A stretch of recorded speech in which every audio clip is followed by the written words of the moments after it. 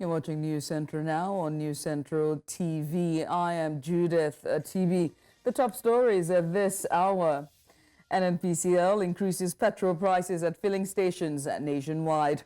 All eyes on the Plateau today as the electorate vote in the state's local government election. Mozambicans vote for new president in tense elections. Details shortly. And let's begin by telling you that fuel prices have risen again at Nigerian National Petroleum Corporation Limited filling stations. Now in Abuja, the price has increased from 897 naira to 1,030 naira per litre, while in Lagos it's gone up from 885 naira to 998 naira per litre. This is the second price hike in 2 months. Long queues have formed at NNPC stations in Abuja and Lagos as motorists wait to buy fuel. The price increase follows reports that NNPC has pulled out of a deal to buy fuel from the Dangote Refinery. At the time of filing this report, the NNPC spokesperson was unavailable to confirm the price rise. And now to update on Plateau State local government elections. Accreditation and voting is still ongoing across the 17 local government areas of Plateau State after the exercise began at different times across the state. In Panchik 1 in Ampam, West District, Ward 003, where the state governor cast his vote, voting opened at 8:45 a.m. 11 political parties are slugging it out for the positions of chairman and councillors that would take over the autonomy of their council areas after the electoral exercise has been concluded. Voters came out in their numbers with enthusiasm to exercise their civic rights, which those who spoke off camera said will better restructure governance at the grassroots. The governor of Plateau State, Caleb Mutfwang, expressed satisfaction at the peaceful process across the 17 local government areas of Plateau State. Governor Mutfwang spoke shortly after he was accredited to vote at the all-awaited council election, which held last 3 years ago.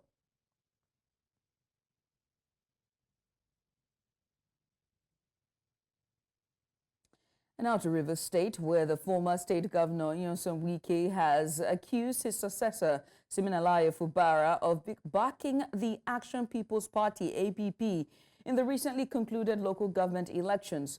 Fubara, a member of the People's Democratic Party, PDP, oversaw an election where the APP won 22 out of 23 chairmanship positions. Now, despite being a PDP member, Fubara said his party was not on the ballot, calling himself the greatest loser. Wike, now the Minister of the Federal Capital Territory, alleged Fubara sponsored the APP and criticized his party for unfairness in previous elections. He expressed no regret for supporting President Bola Tinubu of the APC in 2023, saying he stands for equity, fairness, and justice. Meanwhile, the state chapter of the People's Democratic Party, PDP, has criticized Nyesom Wike, the Minister of the Federal Capital Territory, for his comments on the recent local government elections in Rivers State. Wike, in a Tuesday interview monitored on television, expressed displeasure over Governor Siminalayi Fubara's decision to hold the election despite a court ruling. Now, Justice Peter Lifo of the Federal High Court, Abuja, had ruled that the Rivers State Independent Electoral Commission violated election laws by not issuing the required 90-day notice. The court barred the election from proceeding, but Governor Fubara went ahead with it. Now, candidates loyal to Fubara running under the Action People's Party, APP, won 22 out of 23 local government areas. Tensions between supporters of Wike and Fubara have escalated since the elections. And now to discuss this and other developments from Rivers State, we are joined by Executive Director, Not Too Young to Lead Initiative, Elvis Akpobi. Elvis, as always, pleasure to have you. Let's get started. I've asked this question so many times, and I might as well ask you as well about the potential political implications of Fubara, Siminalayi Fubara, the current governor of Rivers State, allegedly backing the Action People's Party, APP, in Rivers State's local government election, just the concluded government elections, despite being a member of the PDP. Okay, I want to respond to it in a very different way, mostly because if you agree with me, most of the vehicles for enacting and implementing this violence are young people. One want to ask ourselves, what's the future for Nigeria if people who are meant to be role models are acting this way? Let's not forget too that if you check the young people that are perpetuating this violence, that are used as vehicles of this unrest in River State, none of the two key players' children or family members are involved. And I want to take this opportunity to talk to young people from River State that those local government secretariats that are being burned down today, the violence that are being done today in River State just because of trying to prove undiluted loyalty to a particular leader or a particular faction who did not put their children or relatives forward in either protest or lately it seems as if River State are good at composing songs. Almost all the young persons are either for a particular faction or the other. You hardly see their relatives. They should not be gullible and see themselves as these. Most of the structures burned down were taxpayer structures. These are not structures of any of these individuals who are battling for supremacy at the moment. So for me, it's not about, I don't want to go into who the governor or the ex-governor, the politics they are playing, because while they were in sync, while they were doing their agreement for what you will do when you become governor, what you will not do, none of these young persons were there. My only pain today is how come young persons are now the vehicles of this unrest in the state when they were having their romance as outgoing governor before the primaries and all that, these young persons were not there. So for me, what I will respond today is that young persons in River State, they should sit down and ask themselves that if should this continue, development will not take place because anywhere there's unrest, the government will be distracted. And even their future is at bleak because most before you see this was how I'll take it back to my state, Delta State. This was how in Delta State there was unrest between there were ethnic clashes and all that. Multinationals left the state. Warri used to be an oil republic is a shadow of itself today. So for me, the young person should not make themselves gullible for these people to for their own political interests. So that's how I want to respond to issues like this.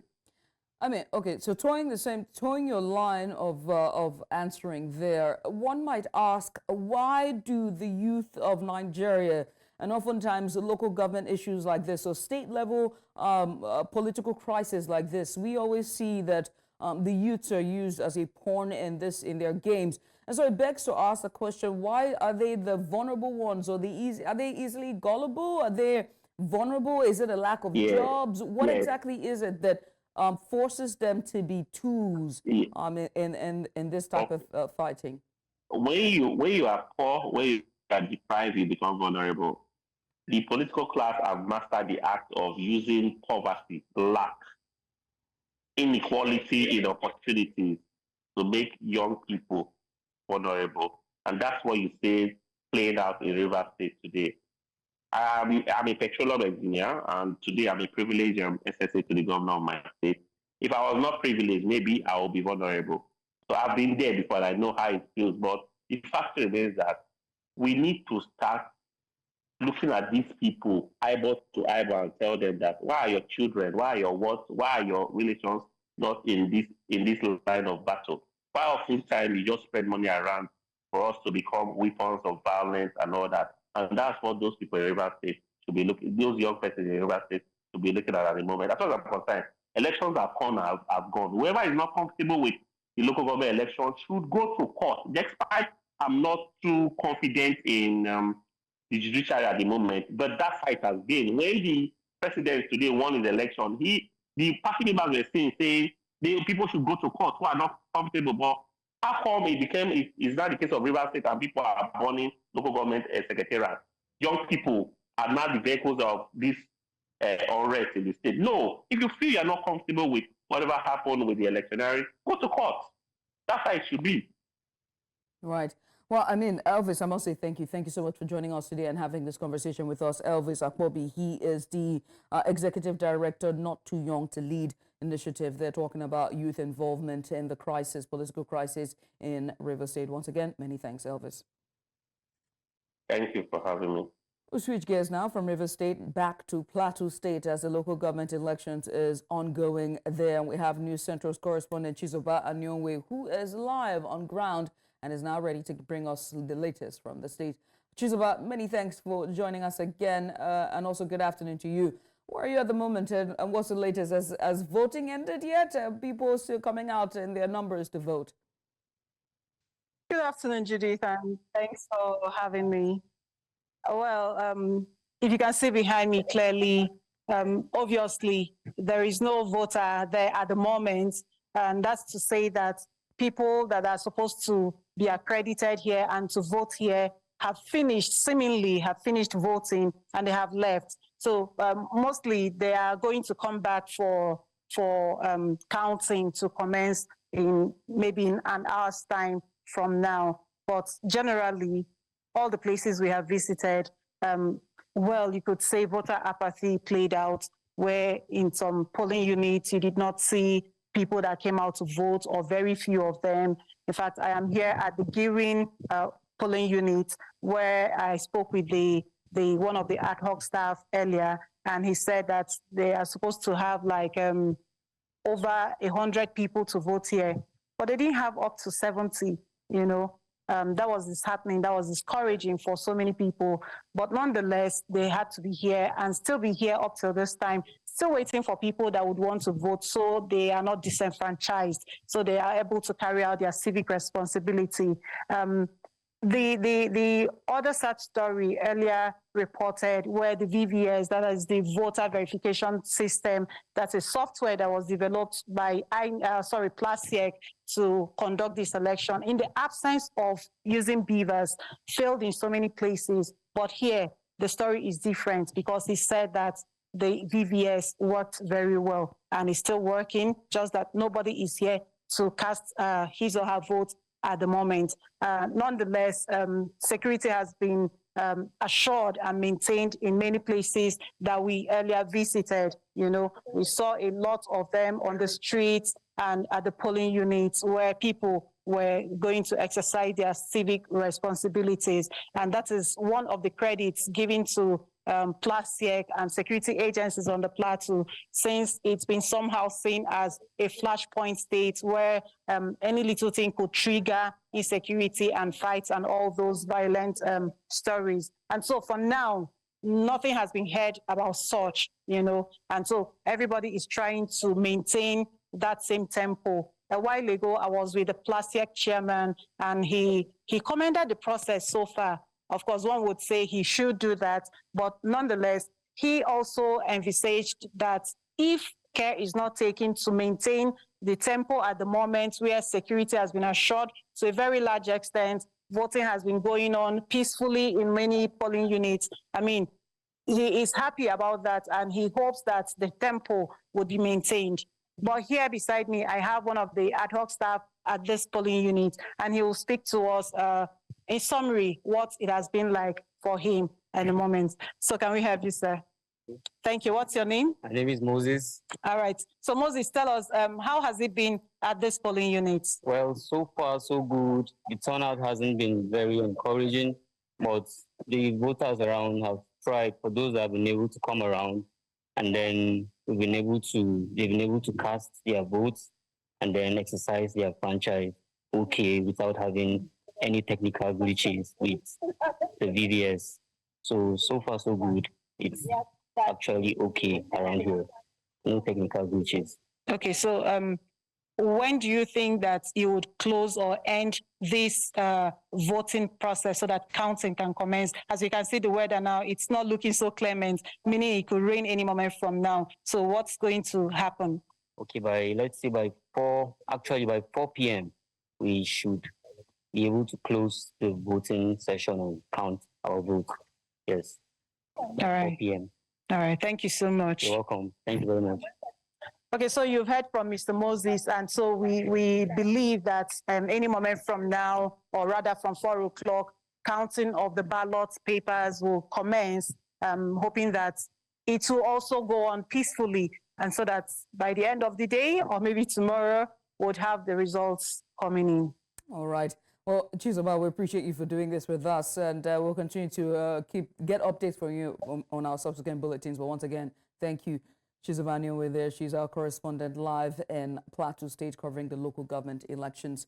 We're going on a short break here on News Central now. When we come back, Lagos State First Lady clamors for grassroots sensitization and fight against tuberculosis. We'll bring you details about this and more after the break. And welcome back. And now to business-related stories. The third edition of the African Monetary and Economic Sovereignty Conference is underway in Addis Ababa, Ethiopia. Organized by International Development Economies Associates, Ideas, and the Coalition for Dialogue on Africa, CODA, the conference aims to explore strategies for achieving rapid economic growth in Africa through multipolarity.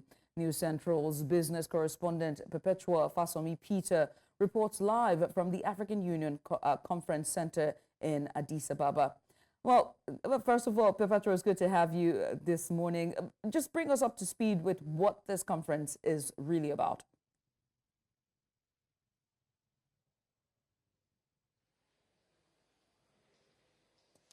We seem to be having a bit of issue there. Try to bring Perpetua. Perpetua, if you can hear me. Well, this conference, just like you said, is the third African Monetary and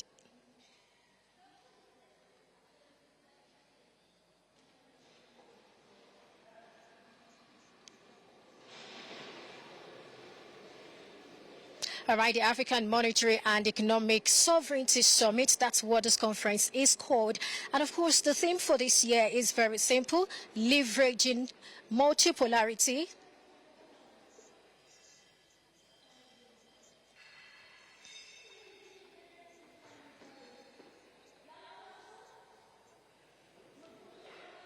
leveraging multipolarity, economic options for Africa. That's what we're looking at. I'm getting some feedback if we can just sort of address that so that this can go more smoothly. So basically, here we are in Addis Ababa with a lot of persons talking about how we can ensure that the global north does not control everything, especially when it comes to the financial structure, the financial landscape. These are some of the things that we have seen happening, and the conversation is around ensuring that the global south also has something. And let me put a bit of a background to this. After the Second World War, a structure, a system was put in place, and that system to a very large extent favored the global north. And that's why financial systems, payments, a lot of other things is sort of based on the global north, or based, especially you might just want to even say United States of America. So many things, so many structures revolve around that country and around other countries in that regard. And so what we have here is a situation where the global south is saying, you know what, we need to have a devolution of this power. We need a situation where all of those things are not just controlled from the global north, a situation where, you know, so many things. I mean, for example, talk about Africa. Africa has the commodities. Africa has the minerals, especially when you're talking about a green transition. Africa has a lot of all of those things, but Africa does not control pricing.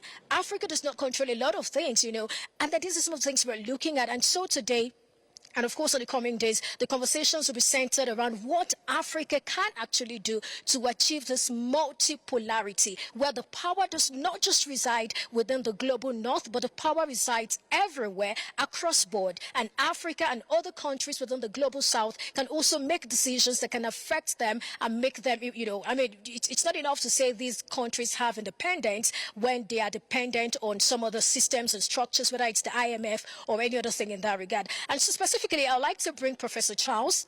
Professor Charles will be talking to us more about this particular situation and one of the ways, or some of the ways, that they hope to achieve this multipolarity. If you can have Professor. Thank you so much, Professor, for joining me today. Thank you, ma'am. All right, so during the conversations, there have been a lot of talk about, you know, multipolarity and how that it's very important. But some persons will be asking, what exactly is the structure that we say does not favor the global south? Okay, so first let's try and understand the concept of multipolarity.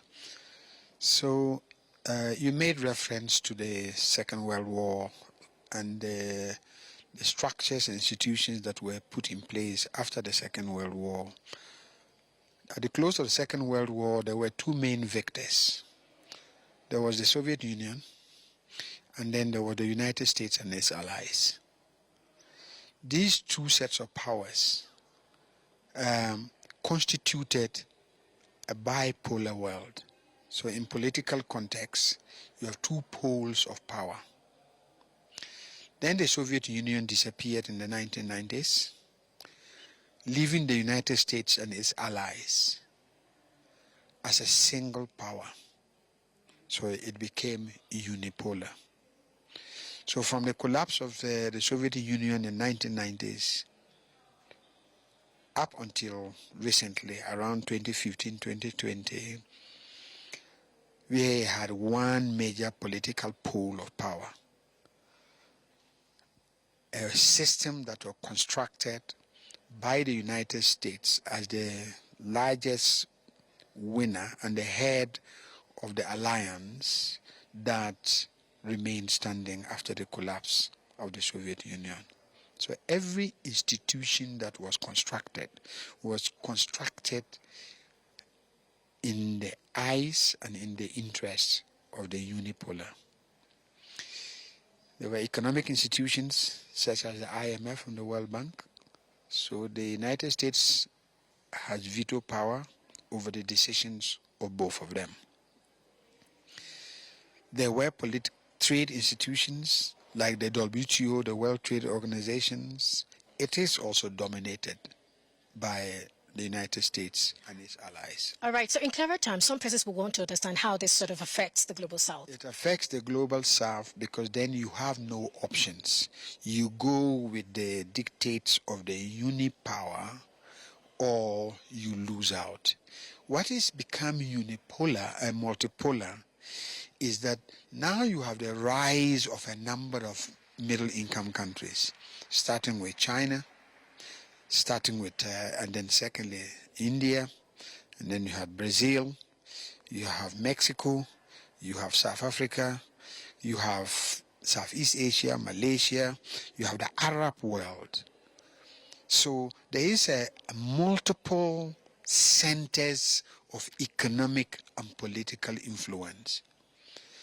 It is these multipolar centers that are beginning to organize the institutions to provide voice beyond the institutions organized by the unipolar.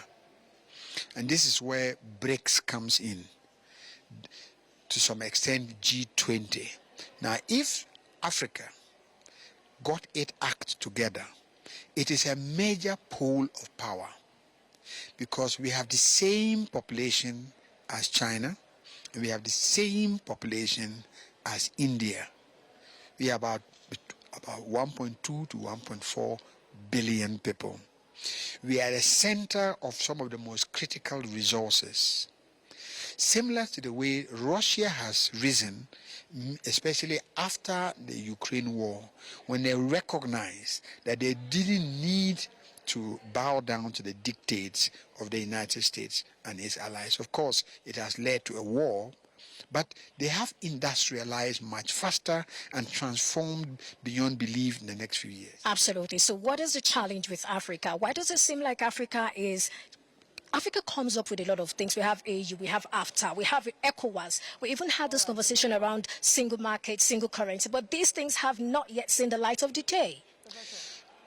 I think one main problem is the nature of political leadership. So in the early days, the 1960s, 1970s in particular, we had a certain type of political leadership that was more selfless. So you have the Nyereres, you have the Nkwame Nkrumahs, and so on and so forth.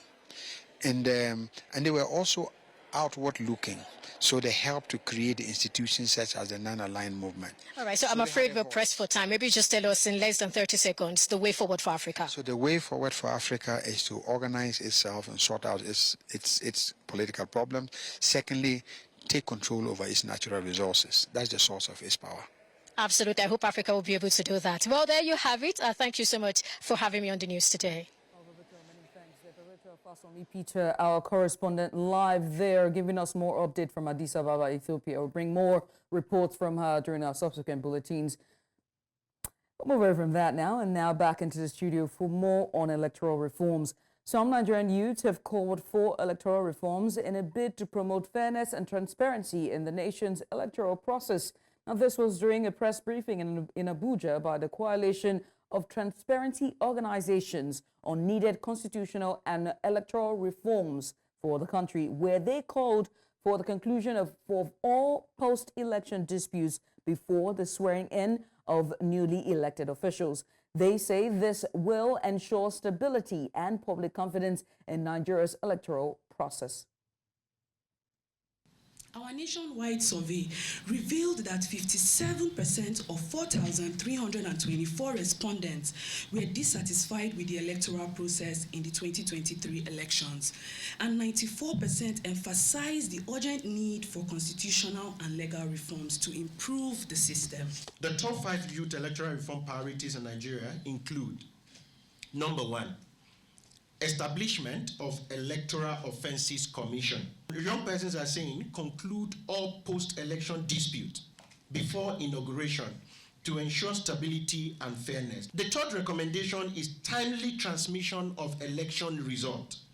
Implement electronic transmission of election result from all levels of collation to a central place where citizens can access for quicker and transparent election outcome. As the National Assembly resumes, we call on its members to remember the commitment made to the electoral reform. The future of Nigeria's democracy depends on the electoral system that is fair, transparent, and inclusive. The youth of Nigeria are watching closely, and they will continue to demand these reforms until they are fully realized. And now to security matters. The Nigeria Security and Civil Defense Corps has announced the completion of basic arms and weapons handling training for 135 personnel under the Corps. The FCT commandant made this known during the passing out parade of the Batch A personnel of the command. News Central's Joshua Marayi has more of the details.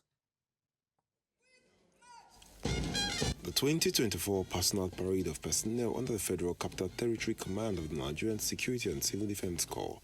The personnel underwent the basic arms training program. The event kicked off with a colorful display by the graduating set. The FCT commandant of the NSCDC commended the historic achievement, saying the graduating personnel are the first to be trained by the command.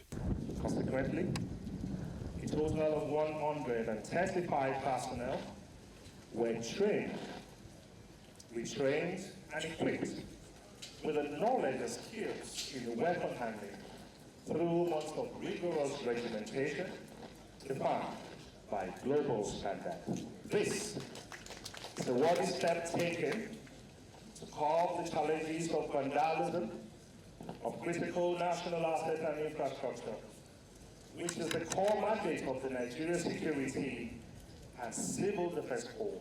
Dignitaries present at the event expressed optimism that the training received by the personnel will boost the security apparatus of the Federal Capital Territory. It's our belief that with more of armed personnel in the Nigerian Security and Civil Defense Corps, we will have most of our critical infrastructure well protected.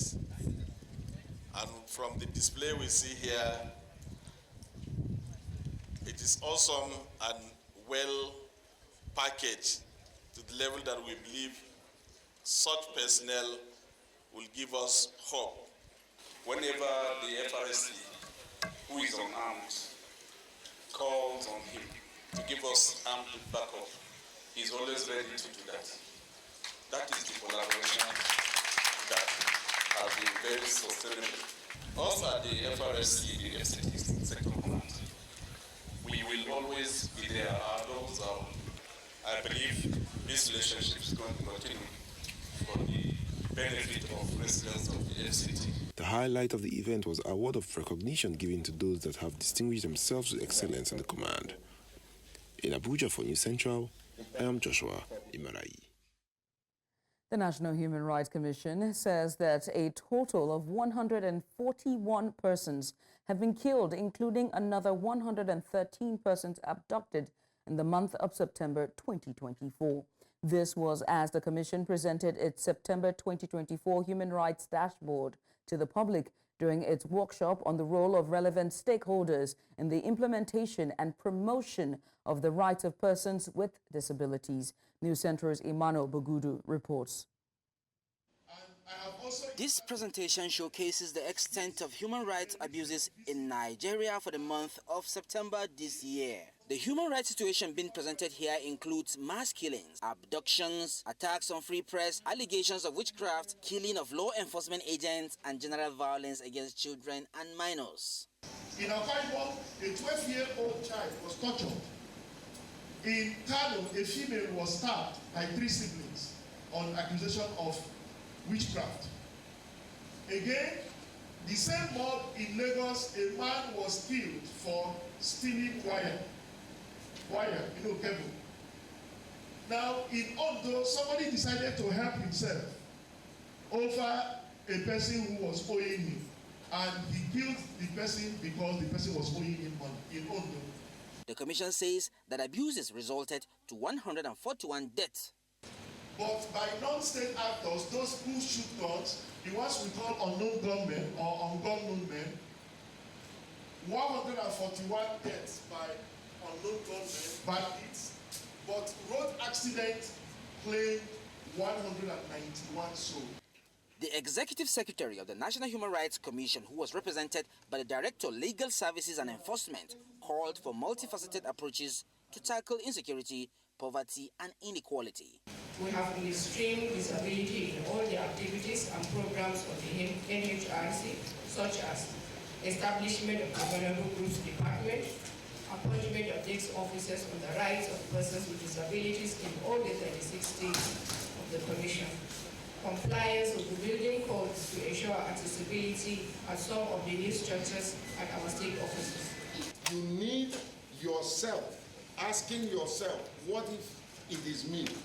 So let's rise as human rights defenders and defend the rights of people around us so that when we are ready to go to the grave, we can beat our chest to say, I have finished my course. The National Human Rights Commission says there is need to establish mechanisms that can reduce the number of casualties in subsequent reports. In Abuja for News Central, I am Emmanuel Bogudu. And now to health matters. The Lagos State government has embarked on a sensitization campaign to curb the spread of tuberculosis in Nigeria. The First Lady of the state, Dr. Ibijoke Sanwo-Olu, at the investiture of female chairmen and wives of local government area chairmen reiterated the importance of taking tuberculosis awareness to the grassroots. News Central's Omolola Ololade tells us more in this report. Although Nigeria recorded a gain in its fight against tuberculosis in 2020, the country is among the top 30 TB high-burden countries in the world and has the highest burden in Africa. According to the World Health Organization, Nigeria records 479,000 people living with tuberculosis, with over 18,000 active cases and 15,000 unreported cases in the country's commercial capital. In the quest to reduce the disease in Lagos, the First Lady of Lagos State, at investiture of female chairmen and wives of local government area chairmen, emphasized the need to take TB sensitization and awareness into the grassroots. Anytime you have the opportunity to spread the word, prevention is better than cure, treating TB is free, screening for TB is free, and you're going to take the campaign to schools, to homes, orphanages, garages, markets, because you don't even know whether the person selling the meat has TB. You don't know. So that's why we need to actively take part in this thing. However, the Commissioner for Health in Lagos mentioned that the gap in case detection is worrisome, hence the need to intensify TB case finding effort in the state. There are people living with us in community who have active TB that we have not diagnosed. And those are the 15,000 that First Lady is mandating you to find. And they tell us that everybody with active TB that is not on treatment is infecting another 15 people every year. According to a survivor, the challenge with case finding may be attributed to the discrimination and stigma faced by TB patients. The treatment that would have taken me just 6 months took me close to 2 years. And during that period, I also remember I lost my job. I was being stigmatized, and I began to isolate myself from people. It really gets that bad. And what would you be expecting? Maybe suicide mission or something. But thank God for life. Although it could take Lagos and Nigeria as a whole far beyond 2030 to meet a TB eradication target, the country is not as far behind as it used to be, especially as government and NGOs continue to make concerted efforts in curbing the spread of the disease. In Lagos, for News Central, I am Omolola Ololade. You're watching News Central now on News Central TV. Coming up, Mozambicans vote for new president in tense election. We'll bring you details of this and many more after the break. Join us again.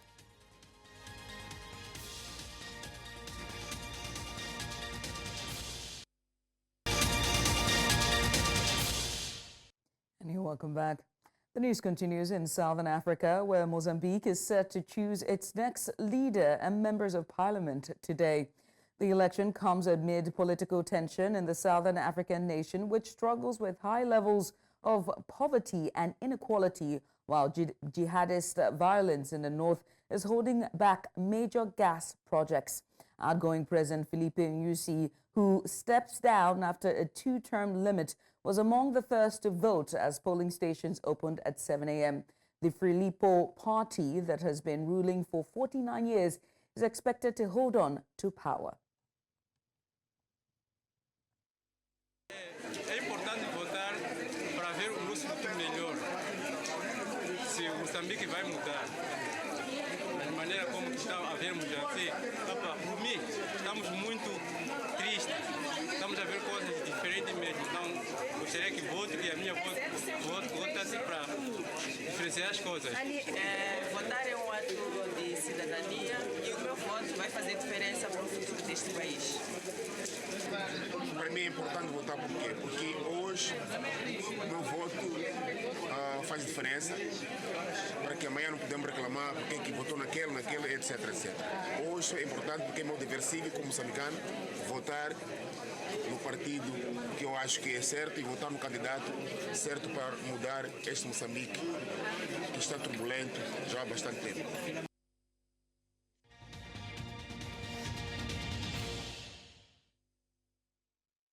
Millions of people are scrambling to leave Florida in the final hours of calm before the storm of the century is set to demolish the state's coastline, with trapped locals and holidaymakers told it may be too late for them to flee amid stark warnings they may not survive. U.S. President Joe Biden had earlier begged Florida residents to flee last night, warning that the Category 5 storm could turn into the worst natural disaster to hit the state in a century. No, I've lived here for about 23 years, so I've experienced as many as I could possibly remember. This is definitely probably one of the more scarier symptoms that we've seen around here, and obviously in preparation for something as strong as that. And for more on this, I'm joined by our Chief International Correspondent, Javier Egan. Javier, as always, wonderful to have you. What's the latest with Hurricane Milton? Well, residents across Florida are starting to feel the effects of Hurricane Milton now. It's expected to make landfall late this evening and into Thursday morning, but the rain has picked up. The winds are picking up as well. Anybody who hasn't left by this time, it's probably getting too late to evacuate. The 11th hour for the evacuations has passed, and they are now being referred to their local authorities. Now, we had the Governor, Ron DeSantis, giving us us an update about 30 minutes ago, and he basically said that generators were being deployed, additional internet and Wi-Fi services are being deployed across the region, as well as fuel tankers. There had been talk that fuel was running low because so many people were filling up their cars to get out of the state. Fuel is being deployed to the area. Now, Hurricane Milton at the moment is a Category 5 moving into the area. It's thought that it could make landfall at Category 4 or Category 3, or if it keeps the strength and the width that it has at the moment, it could stay Category 5 as it makes landfall. And even if it comes down a category from Category 5 to 4 or 3, it's still such a massive storm. It's the width of it, which is why people are saying and describing this as the storm of the century. And I mean, for the sake of our viewers, I'll ask this again. Can you tell us what is a Category 5 storm and why is this one so significant? Yeah, absolutely. So you have 5 categories of storms, and the categories are defined by the wind strength and the width and the amount of rain that's in the storm. Now, this storm at the moment has the winds are in excess of 160 kilometers per hour. And usually, you know, when a storm starts, it builds and it builds, which is what has happened to Hurricane Milton. That's why you have those pictures, the pictures that we're seeing now, that can really give us an idea of how big it is. Now, if it hits land with those wind speeds that I spoke about, 160 miles per hour, that's actually absolutely catastrophic. I mean, those conditions will bring a storm surge of up to 15 feet. That's of 2.5 times my height, if you will. Hurricane Helene last week brought a record storm surge of 10 feet. This is looking even worse. And along with this Category 5 storm, there's also warnings that you could have tornadoes hitting ground because of all the moisture that's being whipped up in the air because of this hurricane. Now, this is also so significant because of the speed of which this hurricane has gathered strength.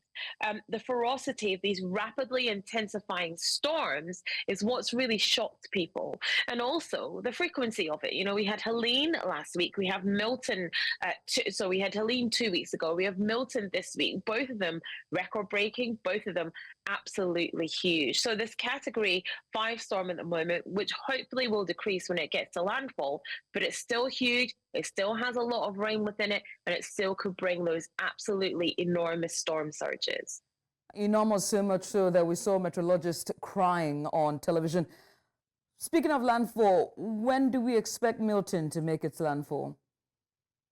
Yeah, so Hurricane Milton is supposed to make landfall this evening into tomorrow morning. So Wednesday night into Thursday morning. But like I said, some Florida residents are already feeling the effects of Hurricane Milton because of the width of it, because of the strength of the winds. As it is moving into that area, the winds start picking up, the rain starts falling as well. So the worst of it will come this evening and into tomorrow morning.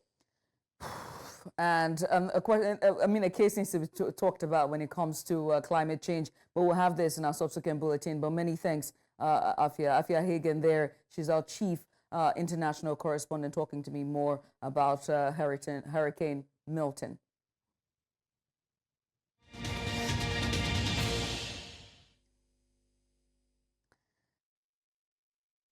Line judges are to disappear from Wimbledon as the All England club has decided to adopt electronic line calling from 2025. The technology will be in place for all qualifying and main draw matches and replace the judges who were responsible for calling shots out and fault on a serve. Now, Wimbledon's hand has been forced by the ATP's decision to adopt electronic line calling live across the men's tour of 2025 in the interest of greater accuracy and consistency. The women's WTA tour is moving in the same direction, and with the Australian Open and the US Open having already adopted the electronic line calling in 2021 and 2022 respectively, Wimbledon risks becoming an anomaly, and so they have to adopt it. And that's all at this hour. But before we go, let's take another look at some of the major stories. All eyes on the Plateau today as the electorate vote in the state's local government elections.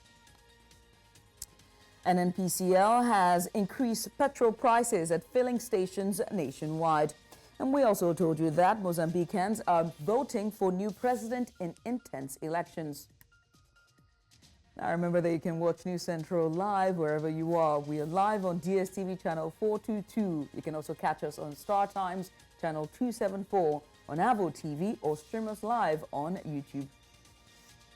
Many thanks for watching. I am Judith at TV. Bye for now.